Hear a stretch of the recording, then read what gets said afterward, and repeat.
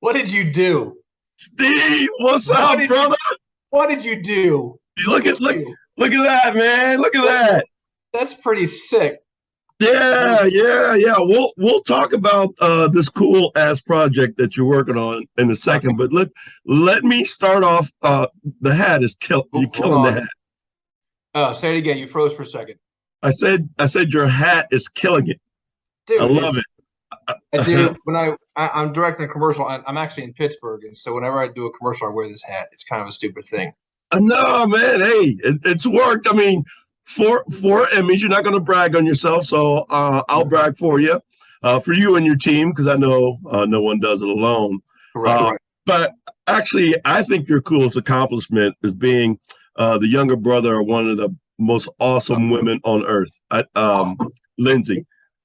One of the greatest human beings on No, earth. Yeah. no doubt about it. You're you had to have some trepidation having to follow in those footsteps, as awesome as she is. Yeah, but I'm telling you, it's that's one of the joys of being the youngest in a family like mine because my brother's got some gifts too, man. It was yeah, maybe looking back or then I didn't like the shadow, but now I love it. Yeah, I don't think I ever met your brother. But I Yeah, know. Go ahead. he graduated 89. So he was Um, Chris's age, my middle yeah, brother's age. yeah, I yeah. got it, got it. And I know you because you were one of the runts running around with my youngest brother, Troy. Yep.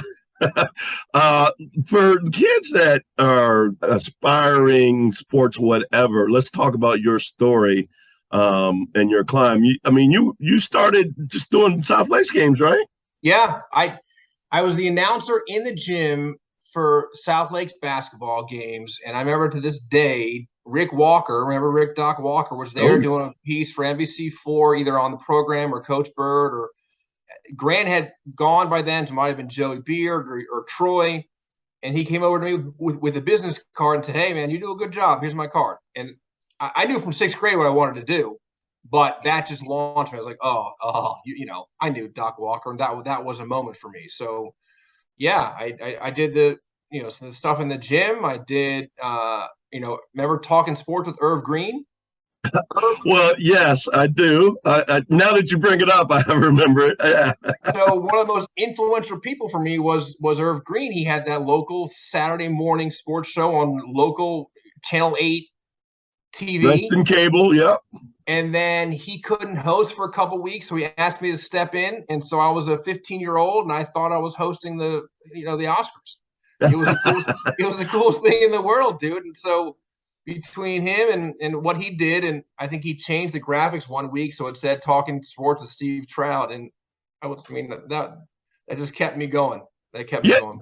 yeah. Not everybody is fortunate enough to know what they want to do from day one, but you were one of those people, and you got really a sports junkie, right? And wasn't like George Michael one of your big influences? Yeah, and look, people ask me all the time. I think that's a good. There's good and bad to knowing what you want to do because it's paid off. And believe me, I love going to work every day. I'm 46 years old and I still do. So I think I'm a rarity. But I mean, if you put the blinders on, you're so focused on one thing, you miss other things. But it worked out for me. I still think I'm a minority. Yeah, I interned for George Michael for almost 2 years. Then I worked there for 2 years coming out of school, and the who's who of alumni who's worked for George in my world in this field is unbelievable. And I'll Yeah. be at Super Bowls or I'll be at big events, and there's a 6 degrees of separation or like a Kevin Bacon game of who's worked for George. Well, Um, that his show. I mean, when it was syndicated, was the best thing for me because I was in Pennsylvania and could still yeah, catch it. yeah, The sports machine, and you went to James Madison, and you were in. Yeah, you have your degree in sports journalism, right? yeah. I knew I want to be a journalism major from early on, and not, looking back, should I have done sports and radio, TV? Maybe, but I was told early on that writing is such a foundation of what we do in this world. Even if you're doing TV or film like I'm doing now, you got to be a writer. So I went and got that journalism degree, and I wrote maybe one or two papers in college for an English class, but I wrote 8 to 15 sport stories a week for the paper or for something. So I got ingrained in that style of writing early on. But then you also did camera work too, right? Yeah, so then I was on the radio as a sports host. I did some TV work for the JMU station. I covered local high school football for their local AM or FM radio sports network down there. I knew all along. I mean, people always said get call letters on your resume, so I did whatever I could. And look, early on, I wanted to be on air. I wanted to be a sports anchor. I wanted to be George Michael. I wanted to be, Chris Berman, any of those guys. And so after school, I got a job as a sports anchor in Charlottesville and spent 3 or 4 years there and worked my way up and was the nightly sports anchor. I loved it. But once you get in there, you've got to go and, okay, I'm going to go to this market for 18 months, and then I'm going to bounce 40 markets and get up here for 18 months and bounce 40 markets, go to here for 2 years and work your way up the ladder. But, I met a girl who's now my wife, and I followed her to Philadelphia, and the rest is history. It's amazing the power that they have over us, isn't it? Sure. Yes, sir. So you're a huge Commanders fan, and you're living in Philly. How does that work? Dude, when I first came to Philly, I was help produce the Eagles pregame show on Fox 29. So, I wasn't just living in Eagles country. I was working in the epicenter of Eagles country. It was horrible. But I came to respect, and it made me more of a Washington fan. I respect the Eagles fan. I married a Philly girl, and her whole family are Eagles fans. It's tough. It's tough. Yeah, Thanksgiving. Are they giving it to you like pretty regularly?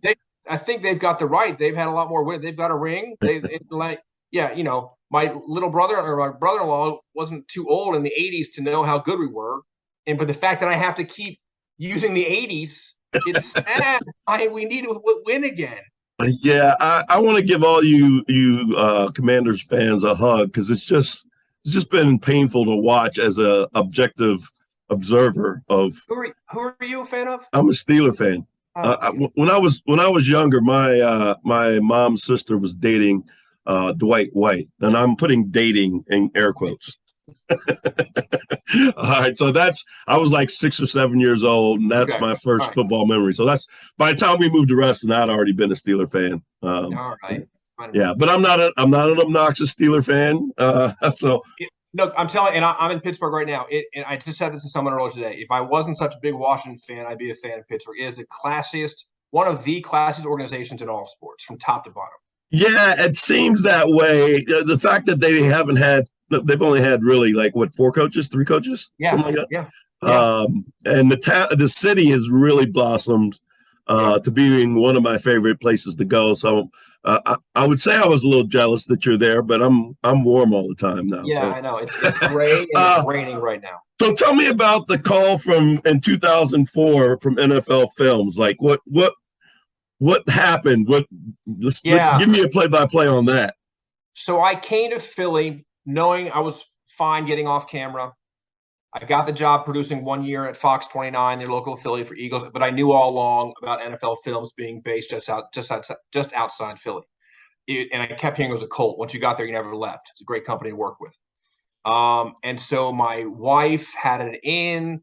I made a call to this gentleman. It started an interview process that took a while. And in my interview, they said, we're not trying to hire you on camera. I said, I know. I think I can be a storyteller. I can be a director and a kind of a filmmaker. And they said, okay. And knowing them, they took a jump with me. They took a leap because I didn't go to film school. I'd come with, almost 10 years of, or 8-10 years of on-air experience. So that was early 2004. And they do a good job, Bri, at Films of finding your niche. And it quickly became clear that I was going to be a director. And so I started in 2004 and I directed my first Hard Knocks in 2009. So that quickly launched me on a path of being a director. Right. So you get your first Emmy for Inside the NFL, correct? No, first one was for Hard Knocks. It was on. Yep. And that was their first actual Emmy too. Yeah, so Hard Knocks have been on since 2001 and had yet to win the Emmy. And then I directed 09 and 10, and those years again both won the Emmys. But like you said, there was a lot of people on that program working on that program. Right. So the 09 that would have been the Bengals, and they had quite a character in Ocho Cinco. Is that Yep. am I remembering that right? Chad, don't forget it was Chad Palmer, it was Carson, it was Marvin as the head coach, and they went. They hadn't done a lot, obviously, the Bengals, and they went undefeated in the AFC North that year and went to the playoffs for the first time in like 10 years. So it was a very good thing for what people would always call the Hard Knocks jinx. Right. But so then the next year you get more gold in Rex Ryan as a as one of your main, let's call them characters. Dude, and that's why I can't take too much credit. You just stick the camera on Rex, and that was Mark Sanchez, and that's when Hard Knocks turned a corner. I think it was like niche viewing for a long time, and then because we had the Jets, it was a Big Apple, we had Rex, there was Times Square billboards. It turned a corner into more mainstream viewing, and they went to the AFC title game that year. Right. So it really helped with teams thinking that it was a distraction.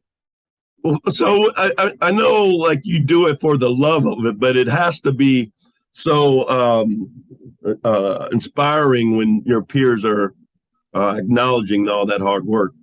Yeah, it is, and the Emmys is a good and bad thing because a lot of that's our barometer for the quality of TV shows. But we also know that some of it's political, and so you can't put too much on the Emmys. No, Hard Knocks doesn't win every year, and some of the biggest things I pour months and months and months into don't win, so you can't hang too much on it. But there is that night when it won. I remember my wife couldn't go because we weren't really allowed to bring guests. I called her. It was emotional, man. It was pretty cool. That had to be awesome, and you have like this just the history. It's like iconic NFL films, and what the Sables built. Yeah, you must feel that presence and a duty to keep that going. Bingo. Duty is such a good word, dude. One of the greatest things I'm proud of is becoming friends with Steve. I worked for him, and when you have kind of higher profile roles, you get to interact and travel with him, and to get to know him, and to pick his brain. He was an amazing human, man, and you see that and the spirit in which he created NFL films, and that spirit is comes down through the next set of hirees, the next set of hirees. And why they call it a cult is because it's run like a family business. There's so many people who have gotten married and started as coworkers, and there's such an incredible feel when you get there. That's why I still like going to work every day. It's a cheesy banner we have that's called Keepers of the Flame, and it's a running joke, but really is talk about the duties. It's our job to keep being keepers of that flame. Well, and so Hard Knocks, having played college basketball and knowing how the cameras are somewhat of an intrusion, or can be somewhat of an intrusion. You sell Hard Knocks, you get behind the scenes. How do you sell that to them, to the coaches? Like, we're going to be what we're trying to do. It's easy on paper. What we're trying to do is tell a story, be filmmakers, and humanize these guys. They're not football robots that you see on Sundays, or in this case Thursdays and Mondays. That they are sons and daughters, and that they have daughters. They're dads, they're brothers. They're real humans who have the same vulnerabilities and same things that you and I have. And that's what has been the goal of Hard Knocks since day one. I think that's where we've succeeded. And in people who watch it aren't necessarily avid football fans, but they fall in love with the fullback or so and so. They fall in love with a guy who had such incredible childhood and has overcome so much. And they fall in love with the coach's wife, or we bring out characters in this world, true characters, and we're not trying to fake a thing. It is real as real gets. It has to be genuine. The second that someone senses that someone's putting on airs or faking things for the camera, we turn the camera off. This has to be a real look at what it takes. For so long, it was what it takes to make a team. It was all about training camp and preseason. Last year, we launched Hard Knocks in season, which has been for 50 years a holy grail. how do you take the Hard Knocks model in August, Brian, and spread it from September through January? And we did it last year with the Colts, and it was amazing. And this year now we're launching to do it with the Cardinals. Yeah, tell me about that. Going because that leap to do that. What was that? Were you flying a little blindly, or we don't know what this is going to be, or? It was really hard because are there really stakes at a training camp practice? No, we're not. No one's playing a game. The stakes are trying to make the team for the guys on the backside of the roster. In 2015, we launched with Amazon a show called All or Nothing. It was the same approach in bed with one team the entire year, but it aired like in April. So there's a big difference. It aired 4 or 5 months later. But we did it. The Cardinals bought in, talked about a classy organization. They said, okay, yeah, we like trying new things. We're open to this. And it won the Emmy. They won 13-3 that year. Incredible. We caught lightning in a bottle. We tried it more and more. We did the Cowboys, the Eagles, and the Panthers. And it was tough because if a team starts going south, the access kind of gets restricted, understandably so. Right. And once you air in April, it's kind of like, okay, you've lost some of the football audience. Right. So the holy grail was taking that and airing it real time.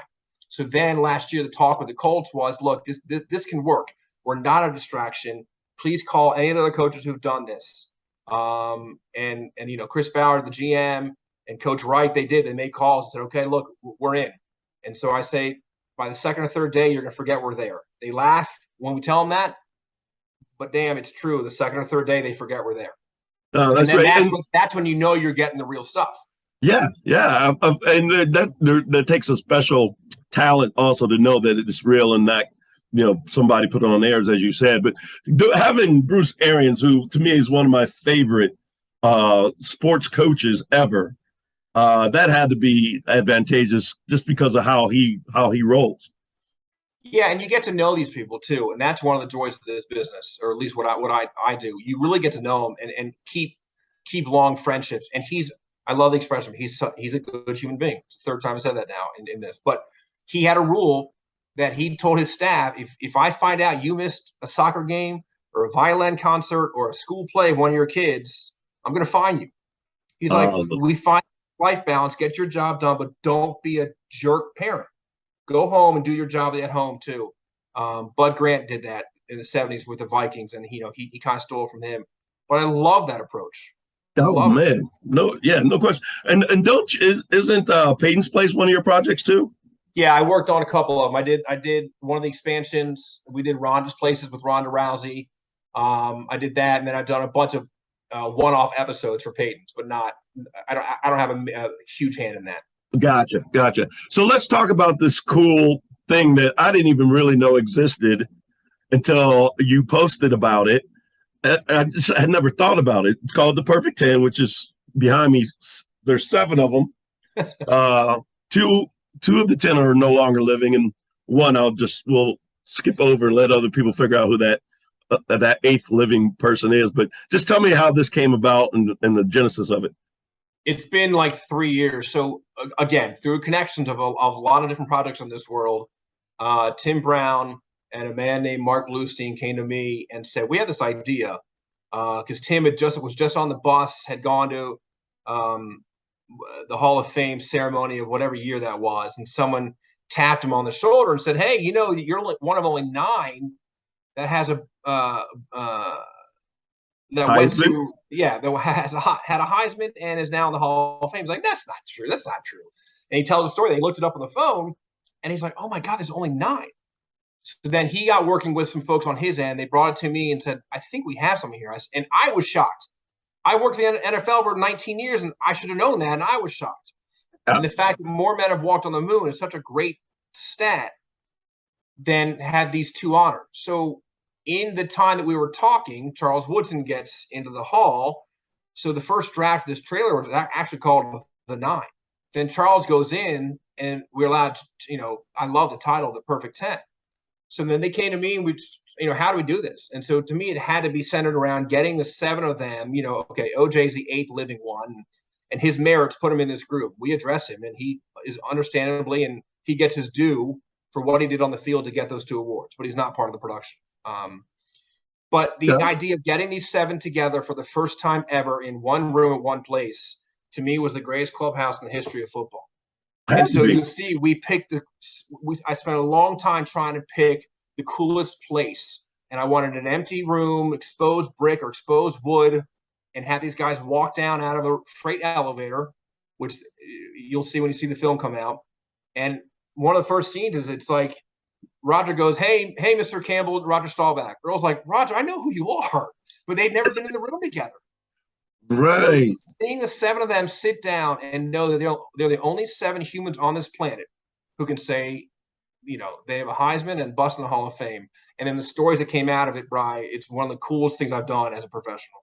Yeah, I don't want to like spoil too much of it, but was there something that you pulled? There's probably many things, I'm guessing, that you pulled out of this production that you hadn't expected.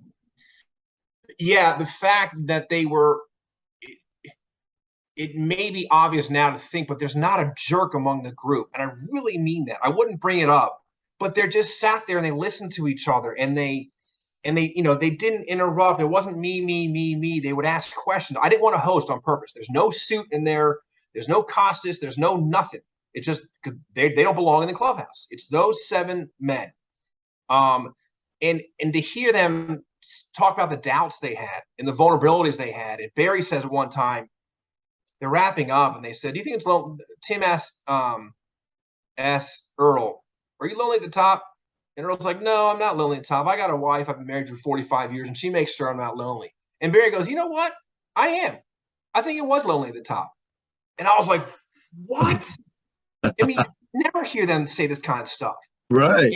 And I told them, and he went in a little deeper into that. You know how hard, it's so hard to get Barry to do anything. He's the Bill Murray of the NFL because he's got his own life. Right. That's the other thing. These guys jumped at this chance, jumped to be here. And to see them put their masks down and put their guard down and just be real. And I told them as we sat down, I said, guys, I want you to forget. I mean, there are a lot of cameras there. I said, I want you to forget the cameras are here. And they all kind of scoffed and laughed. And 5 minutes in, they forget the cameras are there. And they talked. We talked for about 2.5, 3 hours, took a break, came back up and talked about 2.5, 3 more. Almost 6 hours they spoke. Wow. They could have kept going. Right. No, you have gold, and you guys, I gotta say, you teased it just like The Last Dance. It's like, I want to see this now, but when is it airing? It's airing on Fox Super Bowl week. They're not sure which. It'll be prime time. But Fox fell in love with the idea. They've got a Super Bowl. So they're gonna. You'll see. So there's a good way to kind of blend all this together for that week. I can't. Look, it's been 3 years. This is one of the longest gestation periods.